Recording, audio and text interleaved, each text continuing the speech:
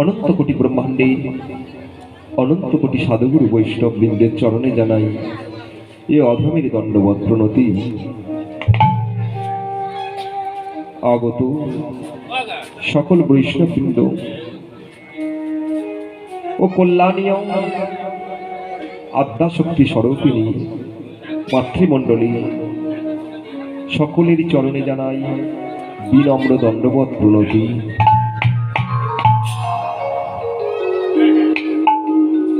সকলে কৃপার আশীর্বাদ বর্ষণ করুন, সকলে প্রসন্ন হন।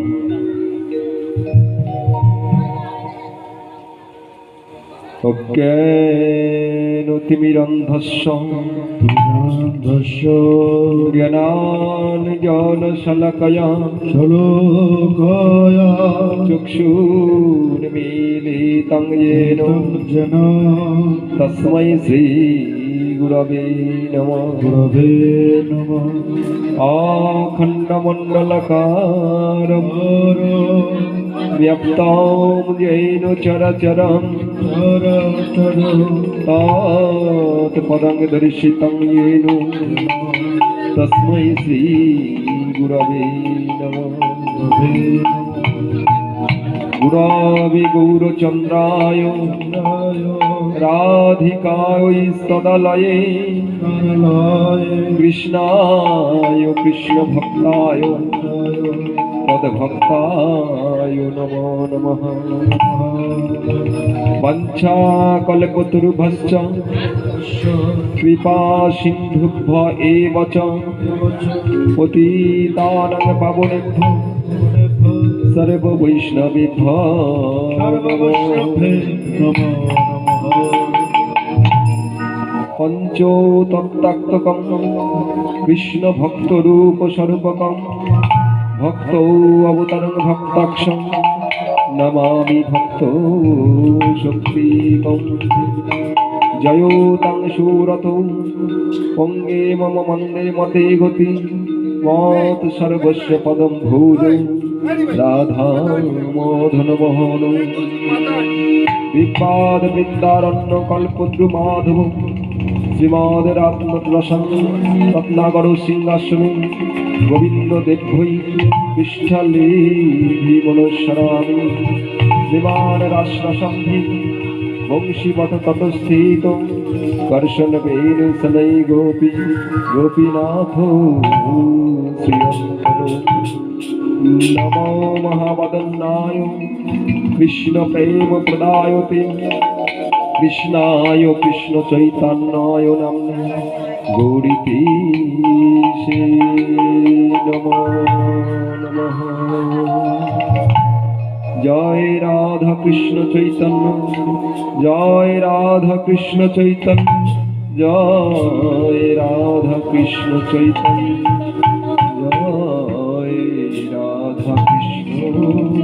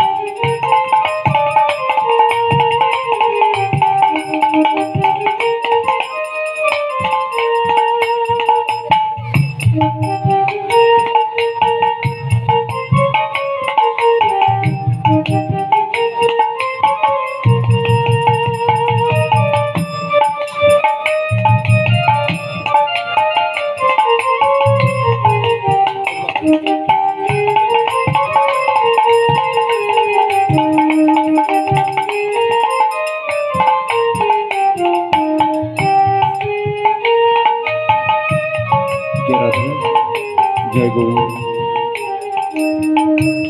জয় রাধেশ্যাম।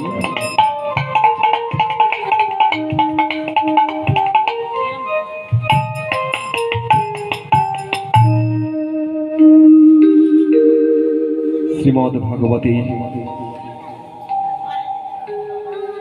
সপ্তাহ পরায়ণের আজ বিশ্রাম দিবস। গত ষষ্ঠ দিন আমরা অতিক্রম করেই আছি।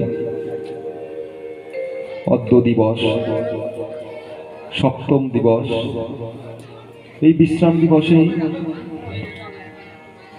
ভগবান কৃষ্ণচন্দ্র কিছু তার লীলা আস্বাদন করব, অতঃপর মহারাজ পরীক্ষিতের মুক্তি কিভাবে হয়েছে সেটুকু আমরা আস্বাদন করব। ব্রজেন্দ্র নন্দন শ্রীকৃষ্ণ মর্তধামে অবতীর্ণ হইয়া মাত্র 10 বৎসর 8 মাস পর্যন্ত ব্রজমণ্ডলে তিনি লীলা বিলাস করেছিলেন। তারপর ব্রজেন্দ্র নন্দন সকল ব্রজবাসীকে, যশোমতীকে, নন্দরাজাকে তাদেরকে দুঃখের সাগরে ফেলে দিয়ে তাদেরকে কান্নার সমুদ্রে ফেলে দিয়ে তিনি তাদের কাছ থেকে বিদায় নিয়েছিলেন। কেন না, মথুরার রাজা কংস যখন জানলেন যে ভগবান কৃষ্ণ নন্দের নন্দন যশোদা নন্দন রূপে প্রকাশিত হয়েছে, সুতরাং অষ্টম গর্ভের সন্তান এখন ব্রজধামে অবস্থান করছে, সে আমার জীবনের কাল, আমার মৃত্যু দূর, যেভাবেই হোক সেই যশোদা নন্দনকে আমার হত্যা করতেই হবে। তাই দৈত্য কংস চানুর ও গোষ্ঠীর সঙ্গে পরামর্শ করে ধনুর্যজ্ঞের আয়োজন করে অক্রুরকে পাঠিয়ে দিলেন ভগবান কৃষ্ণকে আনবার নিমিত্ত। অক্রুর সাথে ভগবান কৃষ্ণ ও দাদা বলরাম সকল ব্রজবাসীকে কাঁদিয়ে মথুরায় চলে গেলেন। কংসকে বধ করে তার পিতামাতাকে উদ্ধার করে তিনি গেলেন শিক্ষা অধ্যয়নের জন্য গুরু সন্দীপনীর নিকটে। অগ্রজ দাদা বলরাম তার সঙ্গে আছে। সতীর্থদের সঙ্গে গুরু সন্দীপনী মুনির নিকটে 16 কলা বিদ্যা অধ্যয়ন করে তিনি আবার ফিরে গেলেন মথুরায়। মথুরা রাজা করে দিয়েছিলেন রাজা উগ্রসেনকে। এবার মথুরায় যখন ফিরেছেন ভগবান কৃষ্ণ শিক্ষা অধ্যয়নের পর, সকল মথুরাবাসী আনন্দে উদ্ভাসিত হয়ে ভগবান কৃষ্ণের সম্বর্ধনা জানালেন এবং রাজ্যভার প্রদান করলেন। ভগবান কৃষ্ণচন্দ্রের মথুরায় কোনো অভাব ছিল না। মথুরায় কোনো অভাব নাই, সেখানে ঐশ্বর্যের অভাব নাই,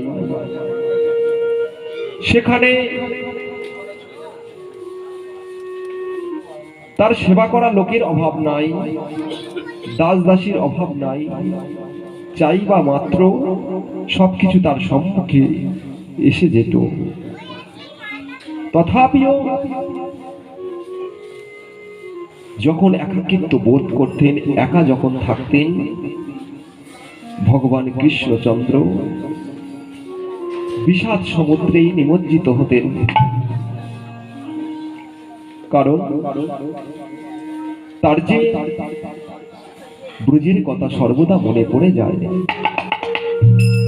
मथुराए प्रणाम करने वाला बहुत है, लेकिन गले लगाने वाला कोई नहीं है।